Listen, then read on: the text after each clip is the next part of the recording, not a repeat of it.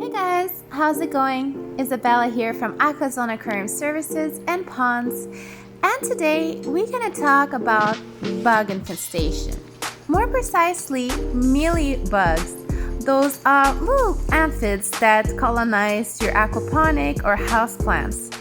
They're usually very annoying and they completely take over your plants, even on my Anubias.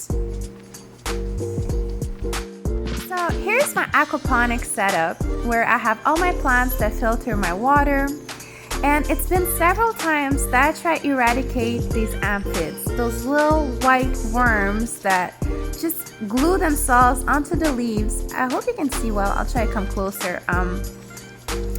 They're absolutely disgusting. They just look like white fluff that covers the inner leaves and even behind the leaves of your plants. That happens in aquaponic setups or in house plants, and those plants I did get in a regular store. So as you can see, this is what they look like, but they can also start flying. So this is like the larvae that they have. And so I've tried many times to eradicate them, but this time I really have to take the bull by the horns and treat them in several different ways to completely get rid of them. So I also want to show you that they have infested the emerged leaves of these Anubias. So these plants, it's going to be easier because I can just put them back in the water and the worms will die off.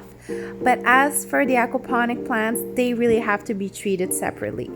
But you see, they're really like everywhere. That one I already dipped earlier and see it's completely gone. So for Anubias, it's going to be an easy fix. As for the rest of it, well, we'll have to see the treatment options. So the first option is this commercial bug be gone, and you cannot apply this in an aquarium setup. So you have to absolutely remove the plants from the aquarium setup and treat it separately. And after you treat it with this insecticide, then you have to completely rinse or soak your plants to remove any remnants of it. But it does work really good. I've tried it before, but the moment I put it back in my sump, I guess it came back because the sump was still infested. Second treatment you can use is Potassium Permanite. This is a dissolved solution. I found mine on eBay in a powder, but then you dissolve it, you make it very dark, and you dip your plants for several hours in that solution that has to stay very dark purple. After that, you can just rinse it off and it'll be good to go.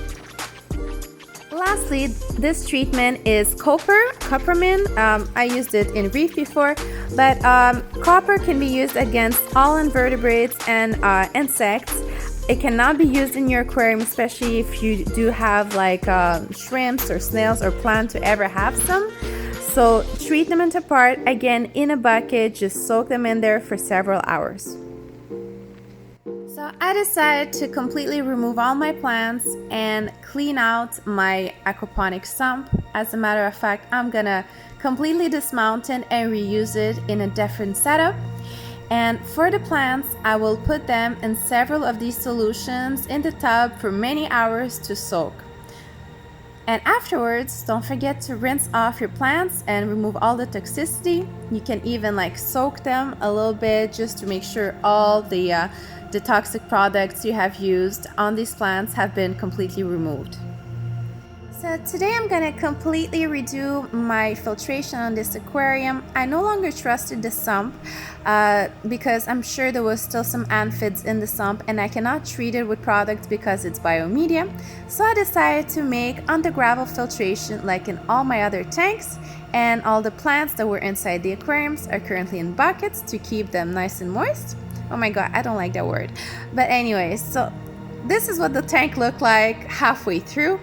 I've used my staple Penplax Cascade on the gravel filtration plates, the same ones I already discussed in a video previous, and check out the link on the top.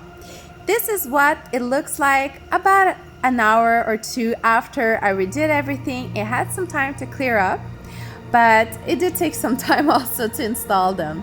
And all the biomedia that was in my aquaponic sump is underneath the gravel now. This is what the plants look like that same day. They're a little bit rough, but they have survived. Nothing was overly burnt, and I just installed them now behind this bamboo stick I got. By the way, all the fish have survived the transfer. They're all doing pretty good. No one has died. The plants inside the tank also survived it pretty well, and I've even found some eggs and babies underneath the rock, which I'm gonna insert right here. This is some eggs from, I believe, the Sajica cichlid. And yeah, all the other fish are doing pretty well, and let me show you what it looks like a couple days later. So here we go. Couple days later, nice and clear. All the fish are doing well, all the plants are doing well. No signs of these horrendous mealy bugs on my plants, which is great. My plants have started reopening somewhat, and the plants inside the aquarium, well, just as before, they're doing great.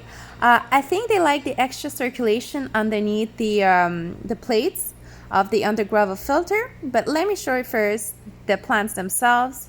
As you can see, they haven't died. They're not fully opened yet, but that's going to take several weeks for them to do because their root system have been disturbed when I derooted them from the aquaponic sump. But all in all, no drying out, no falling leaves or anything of the sort.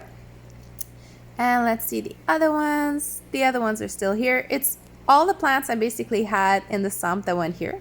And the anubias are doing great. There's no more bugs on them whatsoever because they've been completely submerged. So there's everyone. There's my Tailless Acara, by the way. Still alive, still kicking.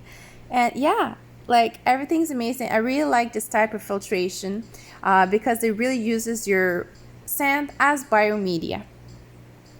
So thank you guys for watching. I hope you enjoyed this video. If you liked it, give it a like and a thumbs up, and subscribe if you're not already subscribed to my channel. I hope you never have to deal with these horrible bugs, but if you do, at least you got 3 good solutions on how to deal with them. See you later, guys. Bye.